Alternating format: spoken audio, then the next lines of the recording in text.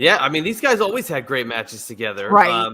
From ECW through TNA, and then they took it on the Indies after they both left TNA. I mean, they always had great chemistry. Did they work together in XPW? I believe they did, yes. Yeah. Yeah. I mean, when you gel with a person, man, you just got to roll with it because you know you're going to get a great match every time. Yeah. And these two, they were pretty much at their prime here, I think. Yeah. Jerry had been wrestling for years and years and years, but he was so good in ECW, you know? Yep. Like, I'm not just saying that because he's my boy, but I just feel like Jerry was so underrated. Yes, he hit his stride without a doubt because he never got that spotlight. He never got the anywhere push. else. Right. Never got the push. And then everybody was like, well, who is this guy? You know, we've heard the name, but wow. Perfect spot for him. Yeah. Yeah. I wish I could have worked with him. I always worked against him. Ooh. I think we teamed up one time that I can remember in a 6-man. It was me, Jerry, and Dreamer at the arena. Because I believe that Jerry and I did a double suplex to PJ that night. Right. And I think that's the only time we really teamed up, unless we did that match a couple of nights other places, but never really got to work with him, like, as a partner. And I would have loved to see Jerry the heel more. I feel like a hard guy to root against, though. He's got his character just seems like the guy you want to root for, not root He's against. Just a good guy. Oh, yeah. He's a good guy, man. Yeah. All over good lad. Versus PJ's character that is a dirtbag that you want to root against all the time. Yeah. Yeah. PJ was a great heel. Absolutely. And again, like, loudmouth out there, but so soft-spoken. Yeah. In real life, and timid to the point of almost shy, timid, you know. Oh, look at that. You're so happy. You're so happy. I'm just so happy. It's the little things that make me happy. Do I beat up Jerry in this? What's going on? Oh, you're in the chair. Okay. We'll get there. We'll get to what's going on here. Yeah. I did Rhino's podcast yesterday, and he was asking me why do I think that they don't use managers anymore? Oh, okay. You know, and I was just like, man, I one of the things that Paul was selling me on when I started here is I thought I was going to be a women's wrestler. You know, I was training to wrestle at the time. And Paul was like, there's no money in that. Nobody, you know, it's different than today. But back then, no one really cared about women's wrestling. And Paul never really pushed it. He used to have one match on the card, but it really didn't draw any money or anything. And he's like, the aspect of, I said this before, the aspect of a male or a female on the outside, you just never know if they're going to get involved, what they're going to do. So the fans are always going to wonder, what is that person there for? Yes. And that keeps a different element, you know, in the storyline, and it adds to the story so much more. So I say bring back the managers and those little movements. That baby face falls a little bit to your right, and you make that little movement towards it, and those fans go, oh, they think that you're moving towards them, and yeah, right. But I don't know. I mean, I feel like today's wrestler, the way they're being trained, I don't know if they could take the attention off themselves and put it on somebody else on the outside. I don't think they're being trained that way anymore, to not make it be about their presentation. You know, I don't know. It adds to them, though.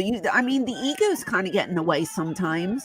You might have a worker that is good in one aspect, but failing, you know, maybe on the microphone, or the charisma is not there, but he's a great worker or something. Nope. And just having a second just helps you bring out that character so much more. So, and I'm not saying that any of the guys that I was with needed me, but I do feel like I added something to their character. Right. That extra dimension. Mm-hmm. Like Shane, it was perfect with Shane. It was the the absolute final piece to his puzzle that he needed to get into that next stratosphere. It kind of, it elevates everybody. And I don't know. I love when I see girls at ringside, because you never, or a guy even, you just never know what's going to happen. So me and Rhino were like, bring back the managers. Yeah, the last one that I think really had a great chance of bringing it back was the original version of Lana. Yep. With Rusev, and they just let that go. They let that completely fizzle and I go feel away. the same. I loved her character. She drew heat. She was a different kind of, I hate the word valet, because I feel like valets don't do anything. I feel like managers actually do spots and get in the ring and stuff.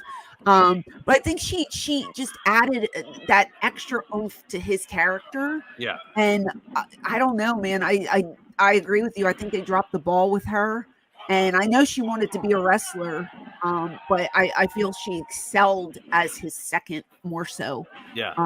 Just because they pushed her more when she worked with him. So yeah, and neither one of them have really attained any bit of the success they had when they were paired together, because they're natural husband and wife, but yeah, that original incarnation of their duo was the perfect formula.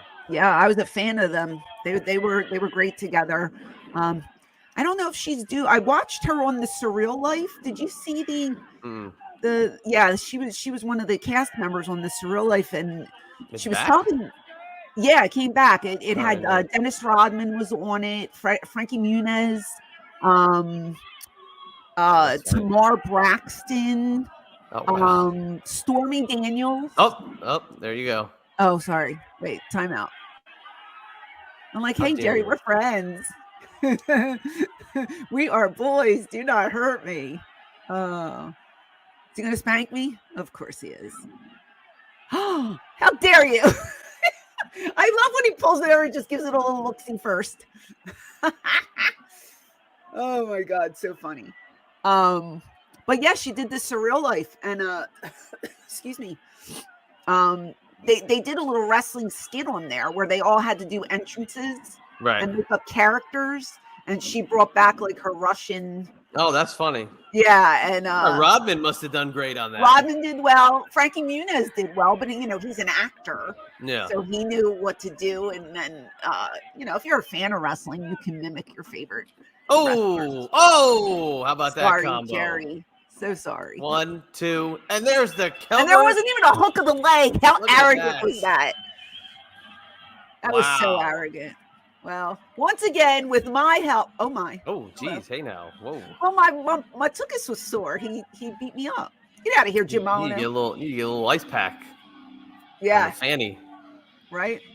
A little fanny pack, if you will. No, Jerry wasn't overly aggressive with his spanking, like some people were. It looked like a working spank. It was fine. It was fine. It did what it had to do. It got the point across.